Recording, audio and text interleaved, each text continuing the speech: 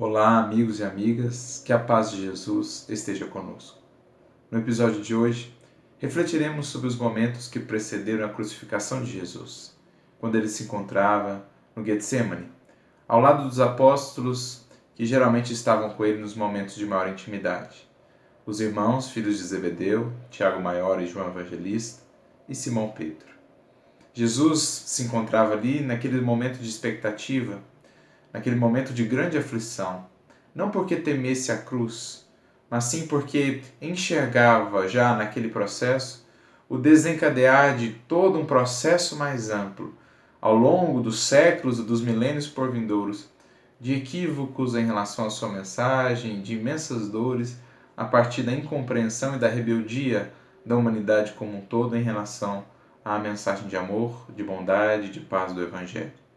Então eram momentos difíceis para Jesus e encontrava-se ali em profunda oração, em profunda comunhão com o Criador, buscando fortalecer ali o Espírito para o perfeito testemunho, para que pudesse também exemplificar para todos nós, para a posteridade, a importância da vigilância, a importância de buscar essa comunhão, essa identificação com Deus, nos momentos que precedem o testemunho e mesmo durante o testemunho. Em um desses momentos, Jesus se afasta dos três para fazer as suas preces e, quando retorna, encontra então os três dormindo. Isso se repete por 3 vezes. A primeira delas está narrada no Evangelho de Mateus, capítulo 26, versículo 40, quando diz: Vai até os discípulos e os encontra dormindo. Diz a Pedro: Então, nem uma hora fostes capaz de vigiar comigo? Uma fala muito interessante, um questionamento de Jesus que ressoa ainda em nosso mundo íntimo, convidando-nos a refletir sobre como temos nos portado diante dos testemunhos, diante das dificuldades da vida, ao lado de Jesus. A doutrina espírita, lançando luz sobre o texto, lançando luz em nossa compreensão, mostra-nos um panorama de vida infinitamente mais extenso.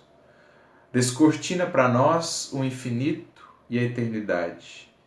E perante essa eternidade, perante essa grandeza do universo visível pelos nossos olhos, enfim, diante dessa grandeza do cosmos e da criação divina, a encarnação vai tornando ou vai tomando proporções diminutas perante essa grandeza.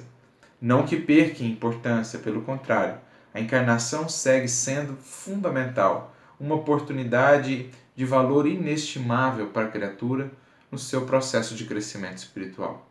Mas em termos de tempo ou de duração, a encarnação humana vai se tornando algo bem diminuto. Vai se tornando, simbolicamente, uma hora nessa grande jornada, nesse grande contínuo que é a vida em sua característica de eternidade, em sua característica de imortalidade. Então logo vamos percebendo que essa hora a que Jesus se refere, ela transcende aquela condição daquele momento, no seu encontro, na sua relação ali com os 3 apóstolos.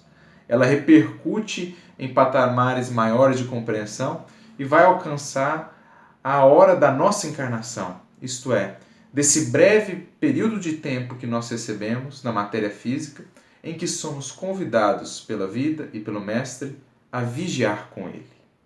Quando no mundo espiritual, a grande maioria de nós, que já nos dissemos ou nos propomos ser discípulos de Jesus, já entendia, pelo menos vagamente, ou pelo menos com um certo nível de compreensão, a necessidade de dedicarmos a próxima encarnação, dedicarmos a experiência na matéria física ao trabalho com Jesus, à renovação com o Mestre, à atenção e ao despertamento do nosso espírito em direção a planos e patamares cada vez maiores de vida e de espiritualidade.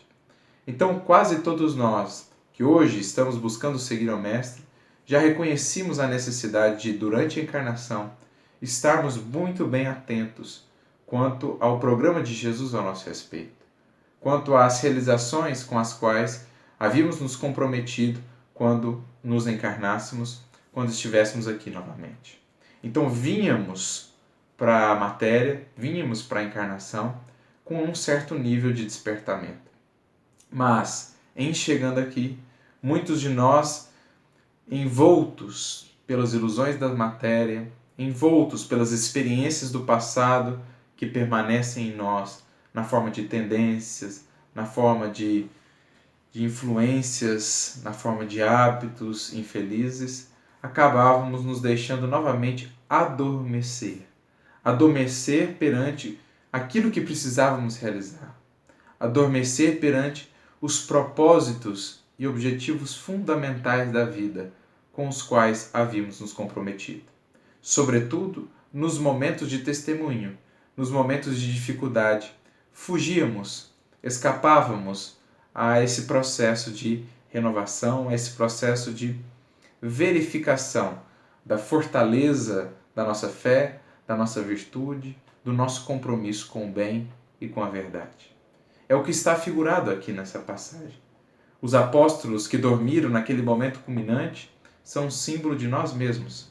Aqueles que já nos dispusemos a seguir a Jesus, mas quando chegamos à experiência física, representada aí por essa 1 hora, acabamos adormecendo. Acabamos nos afastando do propósito assumido com Jesus, relegando a segundo plano ou relegando para depois esses compromissos assumidos. Mas Jesus nem por isso desiste de nós. Segue nos visitando, segue nos despertando, como no caso dos apóstolos, quando o fez por 3 vezes, até que na última disse: durmam, portanto, durmam então, como a dizer que haverá até nesse quesito respeito ao nosso livre-arbítrio. Mas Jesus segue nos visitando, nos despertando periodicamente para os compromissos assumidos. Muitas vezes essa visita se dá através de um amigo, de um conselho, ou se dá através de um livro que nos chega, de uma preleção que ouvimos, de uma situação, uma circunstância na vida que nos leva a refletir, por exemplo, a perda de uma pessoa amada, por exemplo, um momento de dor, de dificuldade, quando passamos por um problema físico ou pela ausência de recursos financeiros. Muitas das vezes, apesar da aparente característica de algo ruim, na verdade isso constitui uma visita de Jesus que vem nos relembrar do que é realmente essencial na vida, dos compromissos que havíamos assumido com Ele, com o bem, com o Criador, para essa 1 hora da experiência física. Mas muitas vezes somos rebeldes mesmo a esse convite, a esse despertar, invigilantes, desatentos, negligentes com relação à nossa vida espiritual, vamos dando curso a esse sono da alma para muitas vezes despertarmos só depois da desencarnação, entre lágrimas e entre dores do remorso e do arrependimento. É esse o símbolo bonito dessa passagem, é Jesus convidando-nos a refletir sobre a brevidade da encarnação e como ela deve ser muito bem aproveitada para realizar tudo o que esteja ao nosso alcance no campo do bem. Aproveitar cada minuto, cada dia, cada oportunidade em todas as nossas esferas de ação para trabalhar com Jesus, aplicando em tudo o amor, a bondade, a humildade, que serão justamente os recursos que nos darão fortaleza para resistir ao testemunho.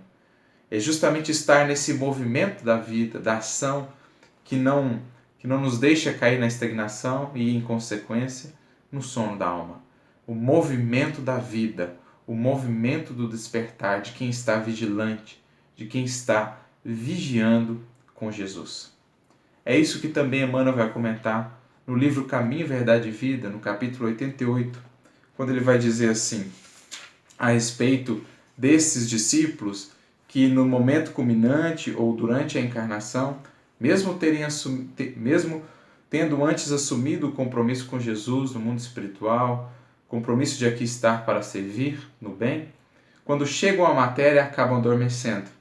Dirá Emmanuel, olvidando o mandato de que são portadores, inquietam-se pela execução dos próprios desejos, a observarem em grande conta os dias rápidos que o corpo físico lhes oferece.